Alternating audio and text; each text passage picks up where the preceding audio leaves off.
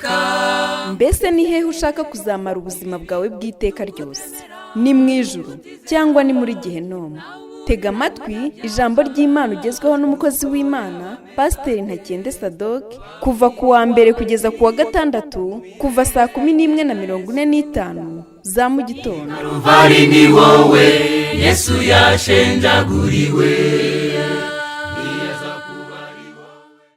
Mwaramutseho neza nshuti bakunzi muteze amatwi, kandi mbifurije ikaze muri uyu mwanya mwiza tugiye kuganira ku ijambo ry'Imana. Ndagira ngo turebe ku bintu bine isi itashobora kwihanganira. Ibintu bine isi itashobora kwihanganira.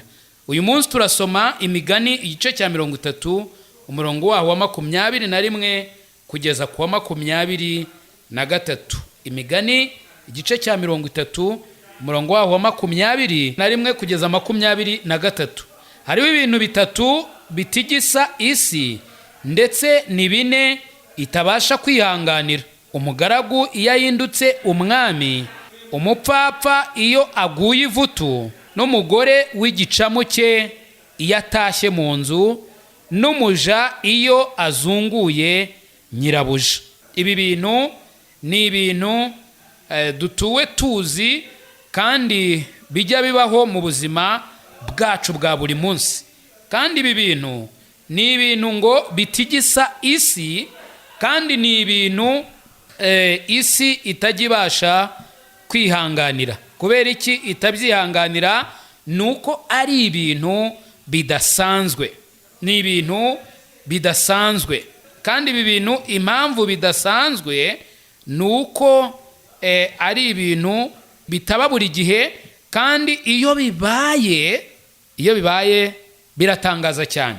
Icya mbere nk'uko tubibonye ni iki ngiki: umugaragu iyo ahindutse umwami. Wakwibaza uti ese ubundi kera hakibaho abami ni gute umwami yimaga ingoma? Kugira ngo umwami yime ingoma yagombaga kuba ari uwo mu muryango w'umwami. N'ubundi ntabwo umuntu yashoboraga kubyuka mu gitondo ngo apfe kuba umwami gutyo gusa.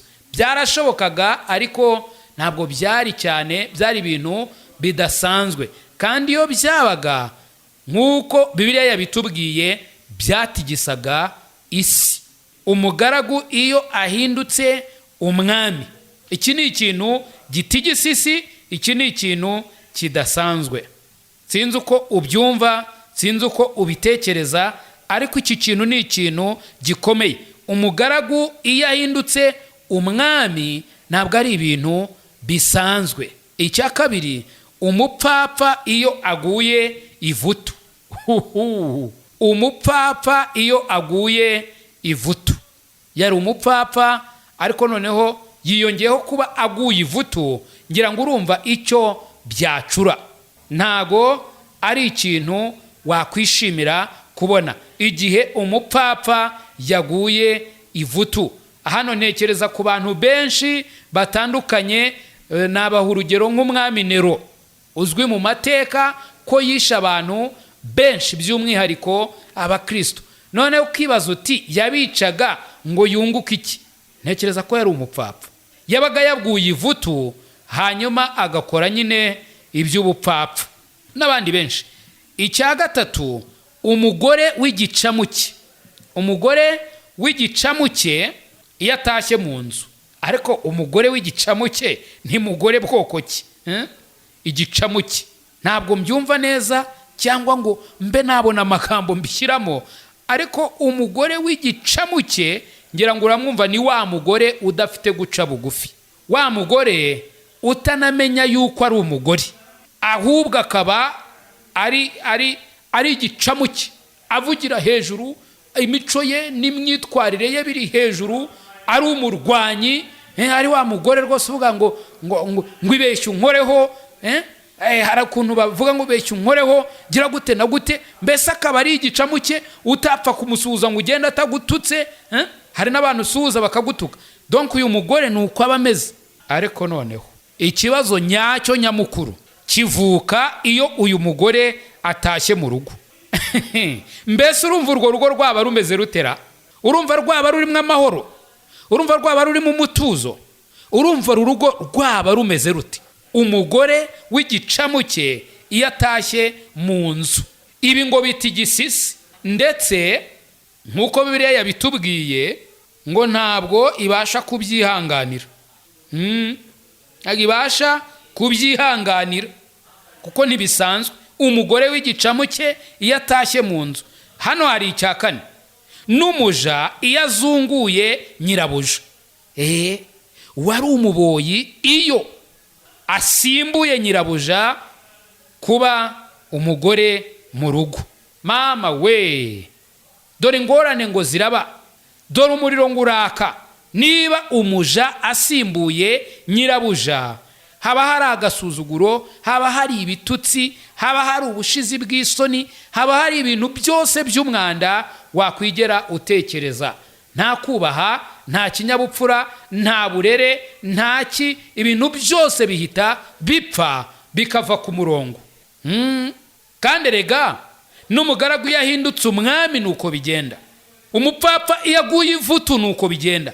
Nta gahunda, nta mahoro, nta mudendezo, nta mutekano. Umugore w'igicamuke iyo atashye mu nzu, nta mahoro, nta munezero, nta mutekano.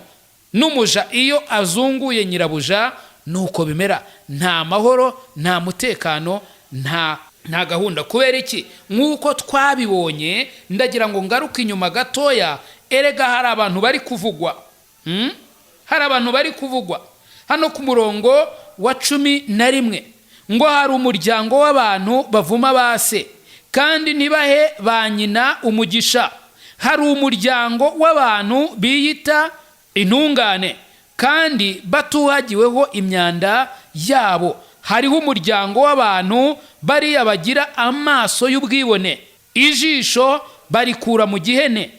Hariho umuryango w'abantu bafite amenyo ameze nk'inkota n'ibijigo bimeze nk'ibyuma byo gutsemba abakene mu isi n'indushyi ngo bazikure mu bantu. Aba bantu, iri tsinda ryabo niryo rikivugwaho n'ubundi. Erega bano bantu ntabwo wabatandukanya n'iyi situwasiyo cyangwa se n'ibi bihe isi inyuramo iyo wari umugaragu ahindutse umwami. Ibintu biba bicitse iyo umupfapfa aguye ivutu. Ibintu biba bicitse iyo umugore w'igicamuke atashye mu nzu. Biba bicitse kandi iyo umuja azunguye nyirabuja, ibintu biba bicitse. Ndagira ngo wibaze, ese wowe uri muntu ki indani mu mutima wawe? Uri muntu ki indani mu ntekerezo zawe? Mbese ye Imana ireba hiherereye, iyo irebye ibona uri muntu ki? Ibona uramutse uvuye ku kigero uriho, ndavuga mu by'ubuzima, wakwitwara ute? Mbese waba umuntu wicisha bugufi? Mbese waba umuntu wuzuye urukundo? Mbese waba umuntu wuzuye ubuntu? Mbese waba umuntu uganiriza abandi, witwara neza mu bandi, w'ingeso nziza? Cyangwa wahita uhinduka nk'inyamaswa? Uzi umugore, nanjye nk'umugore, uzi umuja cyangwa se umuboyi mu magambo yacu yo muri iyi minsi? Umuboyi cyangwa se umukozi wo mu rugo yasimbuye nyirabuja. Ibaze nawe uko uwo mudamu wari nyir'urugo afatwa na nyirabuja uwo n'umugabo we n'abaturanyi n'inshuti, babonye umuboyi we ari we noneho wamusimbuye. Ni ikibazo gikomeye cyane. Ariko ndagira ngo nkubaze inshuti yanjye, kuko aya magambo ntabwo ari ayo kugira ngo adutinyishe cyangwa se adukange, ahubwo aya magambo ni ayo kutwigisha. Mbese wowe ufite mutima ki muri iki gitondo? Ufite mutima ki? Imana iyo ikurebye isanga ubaye umwami, waba muntu ki? Ubaye umwami waba muntu ki? Ese waba umwami mwiza? Waba umwami mwiza? Ese uramutse ubaye ukwiye guhitamo, wahitamo kuba umupfapfa? Ese ye niki wahitamo? Niki kiri mu mutima wawe muri iki gitondo cy'uyu munsi wa none?